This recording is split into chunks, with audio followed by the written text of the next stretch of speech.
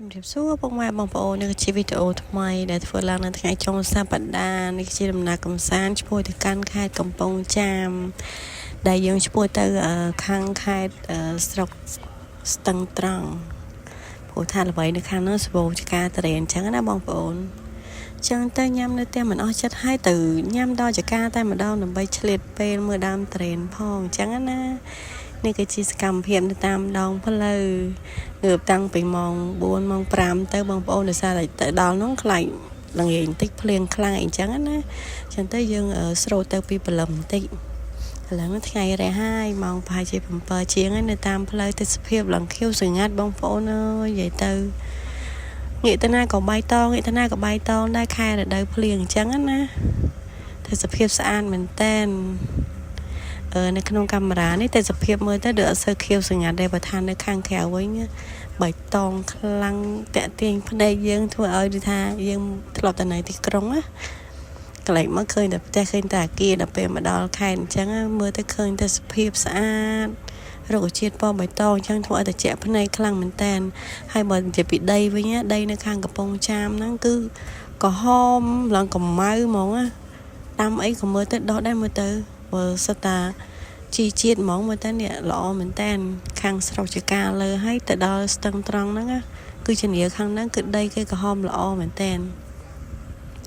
ឥឡូវពងថារកតូបកាហ្វេតាមផ្លូវនេះដូចអត់ឃើញមានតូបកាហ្វេសោះមានតែតូបយ៉ាងទុយអីអញ្ចឹងណាឥឡូវហ្នឹងយើងសម្រាប់ញ៉ាំបាយសិន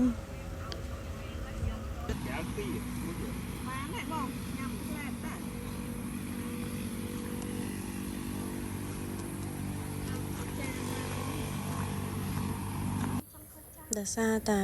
គ្រួសាររបស់ខ្ញុំភិកច្រើនដំណើរកំសាន្តខ្ញុំច្រើនតែចូលចិត្តញ៉ាំអាហារនៅតាមម្លប់ឈើអត់សូវទេបាយខ្ទាវអីយូរម្ដងអញ្ចឹងណាភិកច្រើនទៅមកហូបផ្ទះមកញ៉ាំអញ្ចឹងណាឥឡូវយើងបន្តដំណើរចេញទៅបន្តទៀតដោយសារតែមិញហ្នឹងយើងឈប់ញ៉ាំបាយពេលព្រឹកឥឡូវនេះជាកតិកាជែកអូចការជែកគេនិយាយទៅយើងធ្លាប់តែមើលឃើញវីដេអូនៅតាមបរទេសអីអញ្ចឹងណាឥឡូវនេះស្រុកខ្មែរក៏មានដែរជែកគេល្អមែនតែនហើយគឺដាំជាជួរចឹងមានខ្សែរ៉តអូសទាញទៅទៀតណាលយនិយាយទៅដោយសារតែដីអំណោយផលផងយើងដាំទៀតកាន់តែល្អនេះជាចូលមកចការកៅស៊ូនិយាយទៅអស់ពីមួយកន្លែងចូលមួយកន្លែងពីចការដលងចការអីអញ្ចឹងមករហូតមកចការជែកឥឡូវនេះបន្តមកដល់ចការតរេនបាត់ទៀតហើយភ្លេចខ្លួននេះ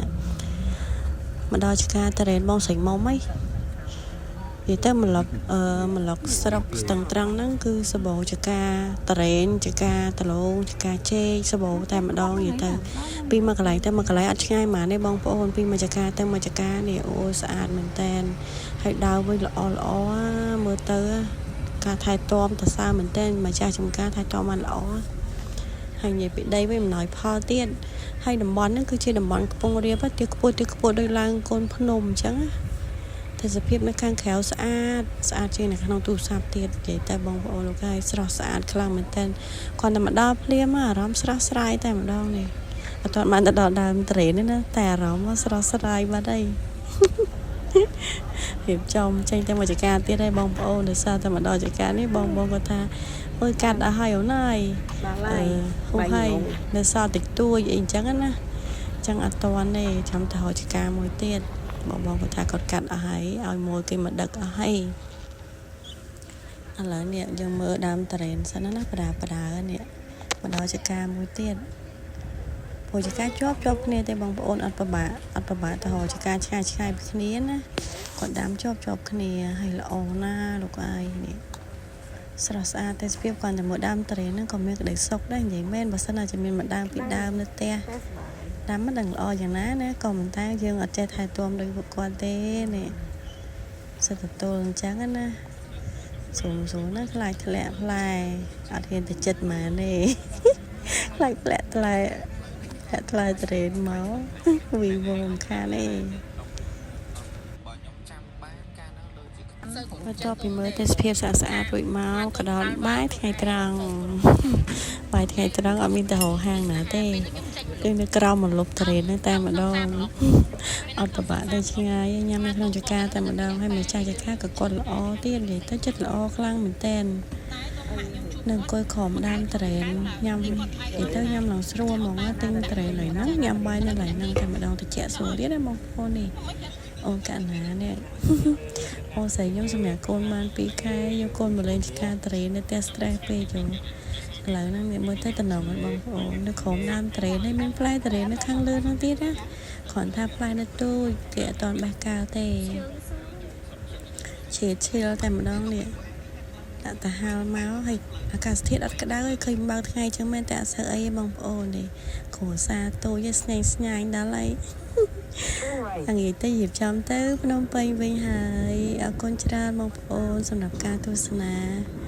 វីដេអូបាយបាយជួបគ្នានៅរដូវកាលតរេនឆ្នាំក្រោយទៀតជូនពរសំណាងល្អហេហេដល់អរគ្នាជួយ Subscribe ជួយ Like រូបនៅក្នុងនោះផងណាបងប្អូនណា like វីដេអូម្នាក់មួយផងបាយបាយជូនពរសំណាងល្អហេហេ